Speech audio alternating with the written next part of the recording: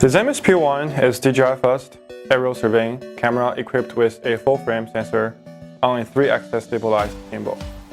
What's special about this payload camera is that it's designed for aerial surveying. Before elaborating on the P1, let's take a look at the aerial surveying process.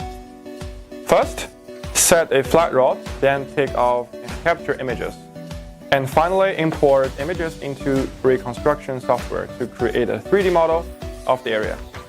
We can use this model to measure location, coordinates, distance, area, and volumes of an object. Aerial surveying helps us to obtain geographic and spatial information, which allows us to create digital copies of our world. A good camera is essential in this process. The P1 outshines its predecessors with its full-frame sensor. The size of full-frame sensor is 36mm x 24mm. The area is 7 times that of the sensor on the Phantom 4 RTK. That's great, but how can aerial surveying operations benefit from the larger sensor and pixel size? The P1 delivers an effective resolution of 45 megapixels, which captures an area that's 2.25 times image size of the Phantom 4 RTK, which has a 20 megapixel sensor, effectively extending both the length and the width of the image by 1.5 times, giving you the same ground image resolution while requiring a shorter flight route. In addition, the shortest photo interval of the P1 is 0.7 seconds. When mounted on the M300 RTK drone platform, the P1 can fly at up to 15 meters per second for a 1:500 scale mission. If we want to collect the data to create an austral mosaic for an area of 10 square kilometers or just shy of 4 square miles, only 4 flights with the P1 are needed. These specs look great on paper, but do they actually improve the fieldwork efficiency? To find out, we pitted the P1 and M300 RTK against the Phantom 4 RTK. Given the same GSD, we flew the Phantom 4 RTK and the P1 for a 15-minute operation under the recommended operating parameters, and compare the areas covered by each of the 2 cameras. The results indicate the area covered by the P1 is 4.3 times that of the Phantom 4 RTK. Aerial surveying operations are often at the mercy of weather conditions. Environments with snow or not enough light would make it impossible for many aerial surveying cameras or drones to work properly. Let's see if the P1 can stand the test of night loop and render usable data. Aerial surveying at night is difficult for cameras and platforms by every stretch. Let's take a look at the performance of the P1 and M300. It's 9 p.m. right now and completely dark outside. I'm flying both the Phantom 4 RTK and the P1 plus M300 RTK to reconstruct the building in front of me. Here are the results. The model using images from the P1 is on the left, and the one made with images from the P4 RTK is on the right. They're visibly different, aren't they? Why the difference, you might think?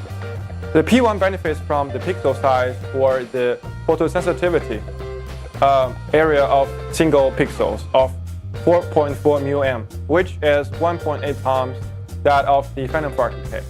The larger pixel size means a larger pixel well that can accommodate more photos, achieving a higher signal to noise ratio and exposure latitude.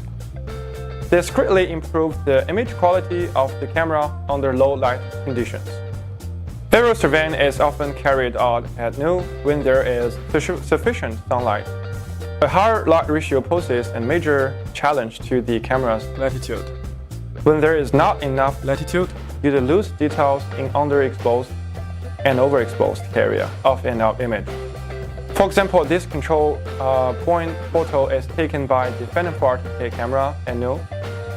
Due to having a lower latitude, the text on the marking is overexposed and you can't fix it in post-processing. In contrast, the photo taken by the P1 camera retains most of the details. There is no blooming and you can still see the details in the darker areas. During the subsequent aerial triangulation, there will be more matching images. For example, here we see the same road in the example dataset. The images from the P1 contain more feature points when you stitching them together. This means it's easier to match the photos. We have optimized the P1 for aerial surveying operations. The aerial surveying cameras we have seen were mostly modified version of a consumer-grade digital camera. When used in dark environment on auto exposure, the shutter speed would decrease fast, resulting in blurred photos. The P1 is optimized to have a shutter priority to avoid inaccurate data due to motion blur. The sharpness of image is also optimized, so the edges are going to be very clear, while the accuracy is improved. To get the best image quality, a good lens is just as important as the sensor. Most full-frame camera lenses have a big old metal body, but not the P1 carbon fiber lenses.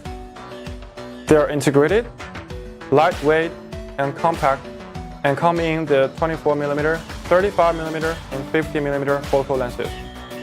The most commonly used 35mm lenses assembly has 9 lenses, which include 3 aspheric lenses, which greatly reduce distortion and ensures that you can capture accurate data for photogrammetry. What is the resolution of the DL lenses? In short, it's capable of capturing 8K images. Let's look at the MTF curve of the DL lenses. This curve represents the image quality and ability of the lenses in shooting samples in different positions. Take the 35mm lenses, for example. At 10 lines per millimeter, at the center of the frame, we can see that the MTF value is above 0.95, and at the edge area of the frame, the image quality does not appear to be greatly attenuated. The MTF value is above 0.9. As you can see, the DL lenses are uniquely fit for aerial surveying. They are lightweight and plug and play, and can obtain images that are clear, sharp, and less distorted. Now that we have covered resolution, let's look at the jelly effect, which is related to the shape of the shutter. The jelly effect will result in compressed or enlarged image during the high-speed flight. The P1 uses the central lift shutter that's between lenses, which minimizes the jelly effect. What's more, combined with the pixel-level image stabilization provided by the high-accuracy 3-axis stabilized gimbal, the jitter within the exposure time can be kept within 1 pixel during high-speed flight. Ensure a clear image, the P1 also supports a wide range of aerial surveying functions during operations, such as autofocus, temperature compensation, and infinity focus in one tap. To create an accurate model, just a good camera isn't enough. We also need accurate location information. Aerial surveyors used to have to walk long distance to place a lot of GCP, which would be quite a heavy workload and poses many safety risks. With solutions like the P1, we want to introduce to you accessible aerial surveying technology that requires no GCP. The M300 RTK is equipped with 2 RTK modules, which can provide centimeter-level positioning information and supports net RTK, DRTK 2.0 high-precision GNSS mobile stations. A GCP-free surveying operation is truly made possible. There are RTK drones on the market, but few can go without GCP. This is because the positioning data obtained by the RTK system is the position of the antenna itself. But we need the position information of the actual photo. For this reason, the M300 RTK is equipped with position synchronization system called TomSync 2.0. It was created to continually align the flight controller, camera, and RTK module.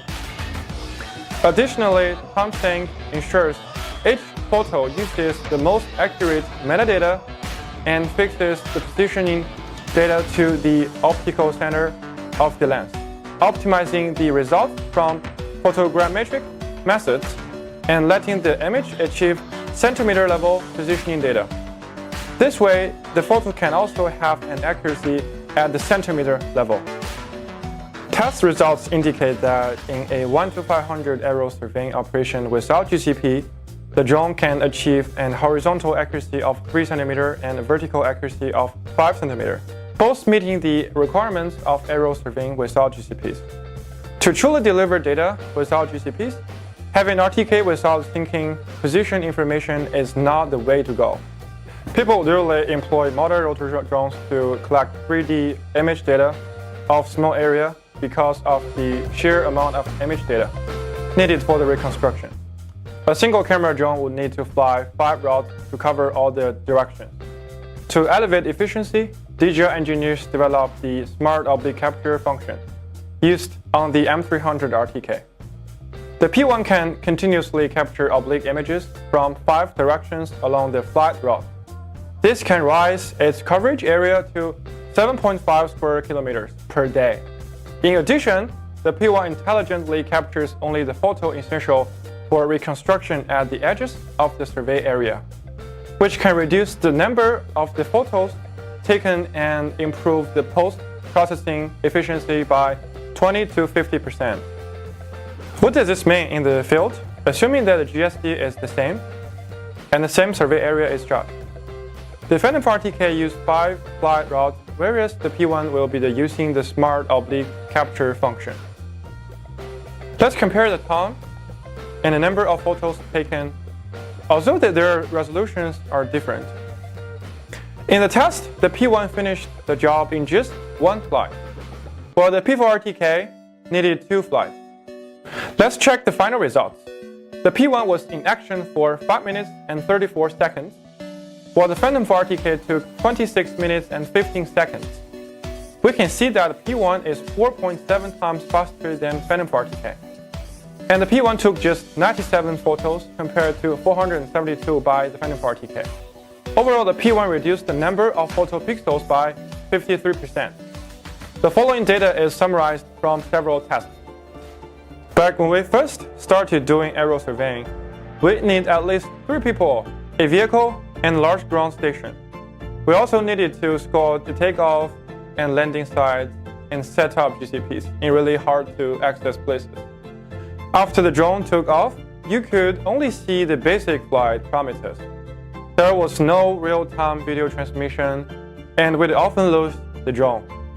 Every time the connection dropped, my boss would start to pray that we don't go home with just RC and not the drone. After a busy day in the field, I would often have to sort out the post data and thousands of photos at night, one single mismatch, and I had to go over everything all over again. Now I can just draw out a drone in a suitcase, grab a remote controller, and I'm all set for my surveying mission all by myself. I can monitor the drone in real time through transmitted images and flexibly control the camera based on the actual situation on site. During the operation, the drone can automatically avoid obstacles and intelligently return to home. In addition, the IP45 rating of the M300 RTK in particular gives me more peace of mind when the operating conditions are less than ideal. These advanced technologies have significantly changed our lives. Now we can do the work much safer, quicker, and easier.